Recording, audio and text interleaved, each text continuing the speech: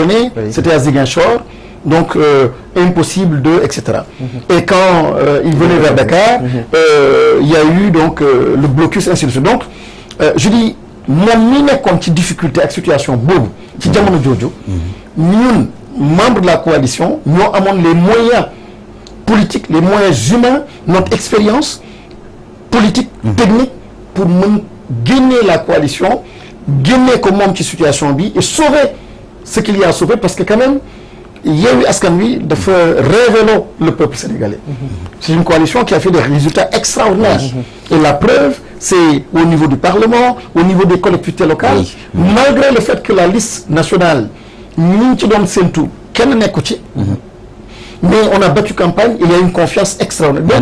Ne pensez-vous pas que bon ñaari victoire yi nga wax, c'est vrai, au niveau des locales, Yewwi Askan Wi a été voilà vraiment remarquable, mu ñëw confirmer ko déjà au niveau des législatives, mu nekk loo xamante ni également c'est une victoire éclatante, pratiquement ay maanaam mu am nombre de députés boo xamante ni tey gis nañ situation bi nga xam ne mu ngi au niveau de l'Assemblée nationale. Mais est-ce que loolu par rapport ak situation bi nga xamante ni Yewwi mu ngi koy dund jamono ji ñu nekk nii, est-ce que l'élection présidentielle ne risque pas d'être en quelque sorte ratée? Non, je disais encore une fois, nous sommes en train de vivre quelque chose d'unique au sein de Yewwi. Oui. Moi, par exemple, au sein de Yewwi, la conférence des leaders, on y était simplement avec Ousmane, hein. On n'était pas avec le PASTEF. Oui. Et d'ailleurs, ça a expliqué beaucoup de difficultés au moment des locales avec législatives. À la base, le PASTEF, avec certains membres de la coalition Yewwi Askan Wi, certains partis, il n'y avait pas l'entente. Moi, j'ai connu ça chez moi-même à Kédougou. Mais aujourd'hui, ce qui est extraordinaire, ce qu'on est en train de réussir, par la grâce de Dieu, c'est qu'aujourd'hui, c'est une fusion entre le PASTEF, ou le PASTEF, donc parti, ex-PASTEF, bon, si vous voulez, mais entre les membres donc, de ce parti-là, les dirigeants de ce parti et la conférence des leaders, nous continuons d'y waxtaan, nous continuons en fait d'y partager pour essayer de sauver un homme, un fils de ce terroir-là, un patriote, un leader politique, un grand démocrate, Ousmane Sonko. Et ça, je pense que c'est extrêmement important. Donc ce message, il est important, et vous imaginez, c'est que s'il y a cette cohésion au sein de la coalition, nous gis ñoo xam ni ñoo bokkoon ak Ousmane Sonko même parti, nekk fii taxaw, ils n'ont pas perdu de leur flamme, de leur énergie.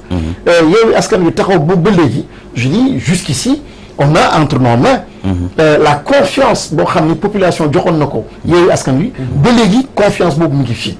Et encore une fois, cette confiance-là, elle est importante. Et il faut persévérer, il faut être endurant, il faut être résistant, parce que tout sera fait pour diviser. Parce que li ngay wax sànq, mooy dama koy dégg sax, oui, il y a certains dañu bëgg Ousmane Sonko être empêché pour que ñu mën a positionner wu, etc. Je pense que waxu amul maanaa wax jooju, parce que quand on signe une charte Yewwi Askan Wi depuis 2021 jox la possibilité aux membres de la coalition élection 2024 ku nekk jox boppam possibilité nekk candidat, je dis donc c'est comme si il y a pas de surprise, quoi. Il y a pas de surprise. Donc il y a des candidats au sein de la coalition et franchement c'était prévu depuis longtemps. Alors c'est par rapport à l'électorat bi nga xamante ni waroon na revenir à Ousmane Sonko quand même, foofu la ñuy waxee. Peu importe l'électorat qui reviendra à Ousmane Sonko, cet électorat-là mu nekk premier ou deuxième, l'idée de Yewwi Askan Wi moo doon en fait que Yewwi Askan Wi continue ses combats et ses victoires. Moi, au niveau du Parlement, des collectivités locales et aussi au niveau donc de la présidence de la République. Maintenant, au moment bi ñuy wax nii jusqu'à présent, personnellement, je continue de croire que Ousmane Sonko dina nekk candidat. Gëm nga ko?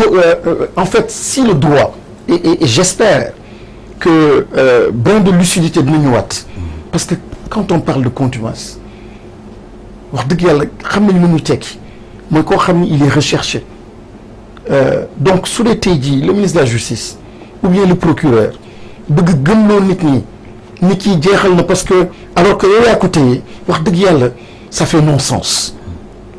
su ñu bëggee jàmm, je parlais tout à l'heure de paix, et si on veut réconcilier cette nation, si on veut des élections inclusives, cette question-là, je ne peux pas l'évacuer. Encore une fois, je disais tout à l'heure, il claque des doigts et tout le monde parle de dialogue.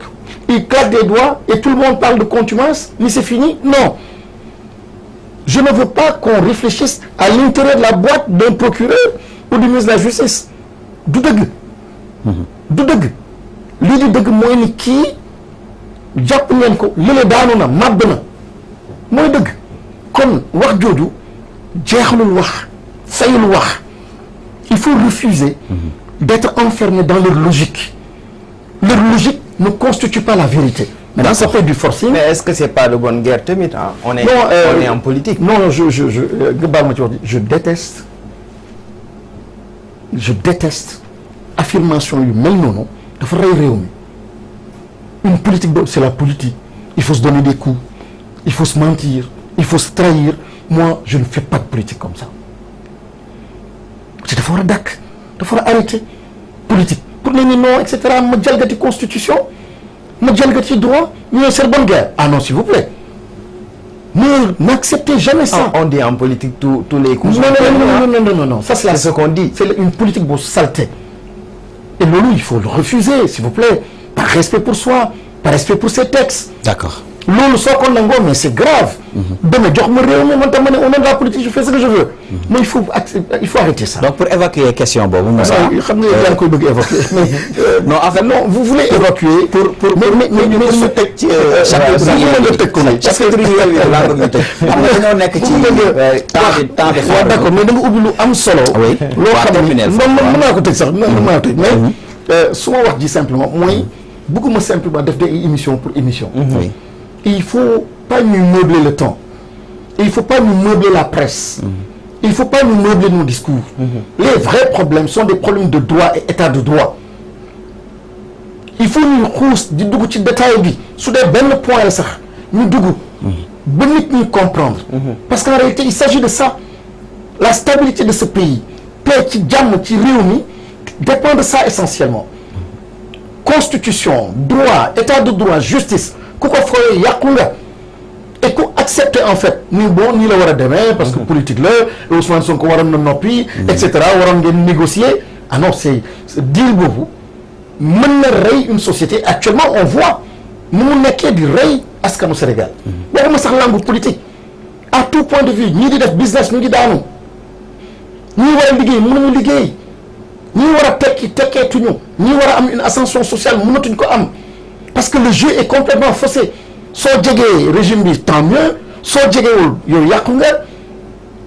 Aujourd'hui maa ngi dund loo xam ne mosuma ko dund Sénégal am na ñoo xam ne sax dañuy ragal a tudd turu Ousmane Sonko parce que nee nañu léegi mandat c'est une réalité. am ñoo xam ne ragal nañ gis naa ñoo xam ni bracelet. ñu ne léegi ku jox bracelet ñu tëj la. am ñoo xam ne dañuy dem pour jëli permis pour dem de visite ci prison moment bi ngay dem demander permis lan lay jàpp dugal kaso.